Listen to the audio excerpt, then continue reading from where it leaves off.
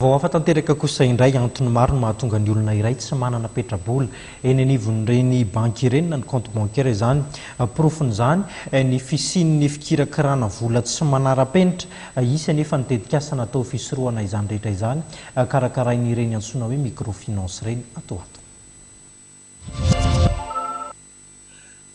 Mbola mahatratra amin'ny 500 tapitrisa anoany nizan'ireo olona tsy manana petra-bola ny anivon'ny banky eto Afrika ary tafiditra ao anatin'izany i Madagasikara.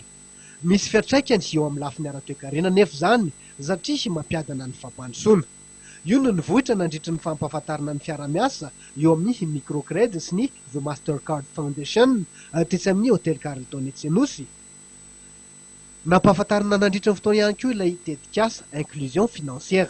Financière voalohany aloha miady amin'ny fahantrana satria le inclusion financière zany dia fanomezana lalana ny olona farak'izay betsaka indrindra eto Madagasikara hahazo ny service avy any amin'ny banky satria fantatritsika fa be dia be mihitsy ny olona tsy mbola manana fahafahana mandeha makany amin'ny banky. Dia ny faharoa tena voalohany mihitsy no misy an'ity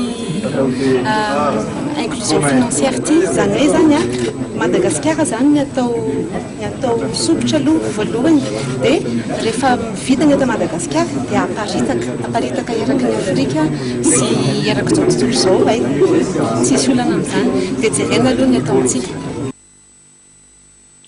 Nametraka paikady ho fanatsarana ny fikirakirana vola araka izany ny microcredit sy ny The Mastercard Foundation amin'ny alalan'ity tetikasa inclusion financière ity ka olona miisa 2 tapitrisa ny tokony azo tombontsoa amin'izany ary voakasika izany ny malagasy akoatra ireo mponina ao Côte d'Ivoire sy Sénégal.